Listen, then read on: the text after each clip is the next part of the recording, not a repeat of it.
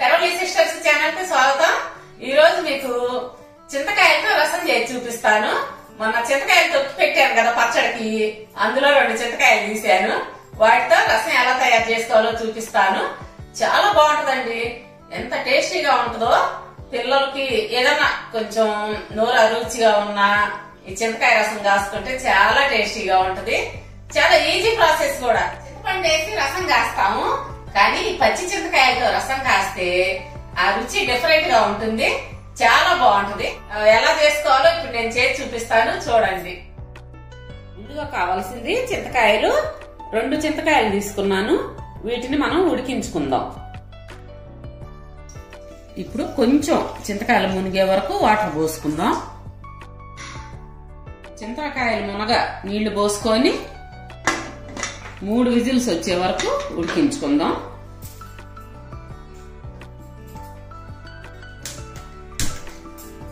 విడిగా గిన్నె పెట్టుకొని గిన్నెలో అయినా ఉడికించుకోవచ్చు.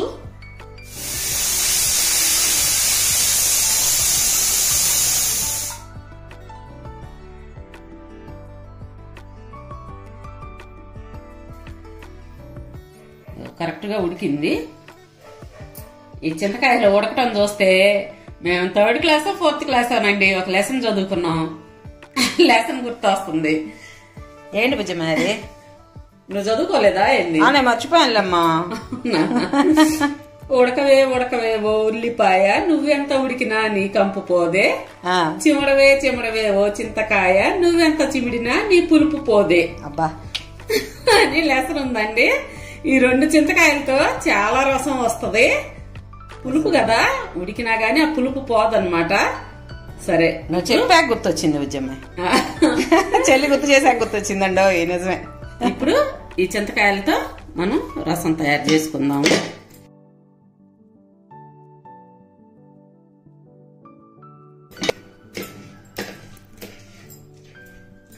ఇలా చింతకాయలు మెత్తగా వెనుపుకుందాం.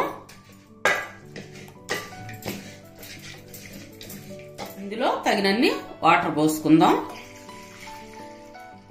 పులుపు చూసుకొని పోసుకోండి.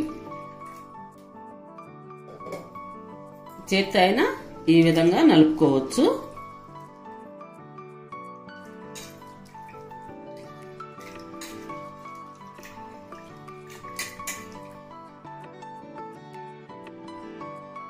ఇప్పుడు ఈ వాటర్ ని ఈ విధంగా స్ట్రైనర్ లో వడగట్టుకుందాం.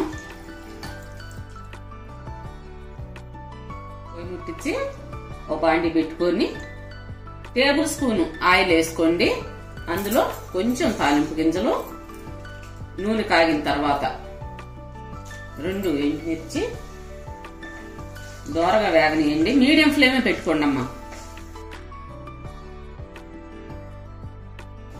సన్నగా తరిగిన ఉల్లిపాయ ముక్కలు, ఈ సైజు ఉల్లిపాయ తీసుకున్నాను, సన్నగా తరిగి పెట్టుకున్నాను.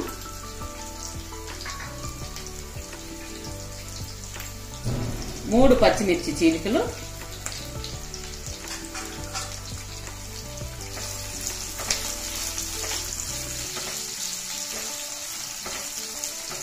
వీటిని దోరగా వేగనిద్దాం. 7 చిన్నులపాయ రెబ్బలు కొంచెం దంచి వేసుకుంటున్నాను. కొంచెం కరివేపాకు, కొంచెం పసుపు, 1 స్పూను జీలకర్ర పొడి, 1 స్పూన్ ధనియాల పొడి, ఇక్కడ ఇంగువ,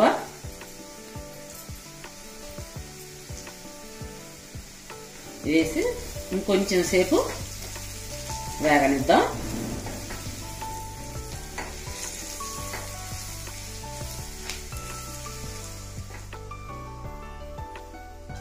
ఉల్లిపాయ వేగి ఈ విధంగా ఆయిల్ బయటకు వచ్చేటప్పుడు కొంచెం ఫ్లేమ్ పెద్దది పెట్టుకొని ఇందా తీసి పెట్టుకున్న చింతకాయ రసం పోసుకుందాం.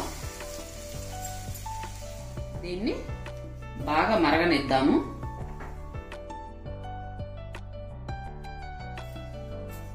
అందులో తగినంత ఉప్పు మీ టేస్ట్ని బట్టి వేసుకోండి.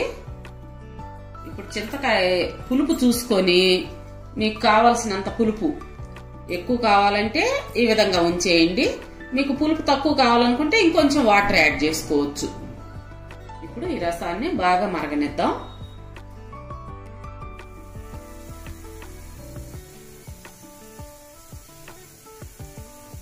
ఇప్పుడు హై ఫ్లేమ్ లో తెరులుతుంది కదా రసం, దీన్ని మీడియం ఫ్లేమ్ లో ఒక్క 10 నిమిషాలు మూత పెట్టి మరగనిద్దాం. ఇదిగోండి మరిగిపోయింది. దాంట్లో 2 టేబుల్ స్పూన్లు కొత్తిమీర వేసి స్టవ్ కట్టేసుకొని వేరే సర్వింగ్ బౌల్లోకి మార్చుకుందాం. ఫైనల్లో ఒక్క 1/2 స్పూను నెయ్యి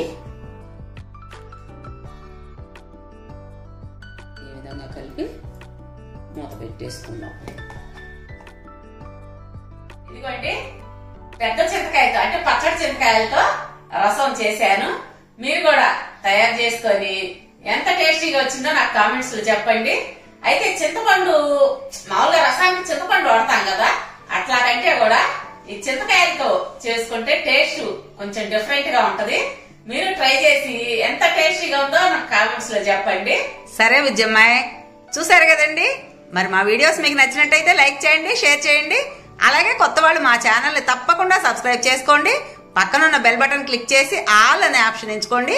మేము పెట్టే ప్రతి వీడియో మీకు నోటిఫికేషన్ రూపంలో వస్తుంది. రేపు మరో మంచి వీడియోతో మీ ముందుకు వస్తాం. అప్పటి వరకు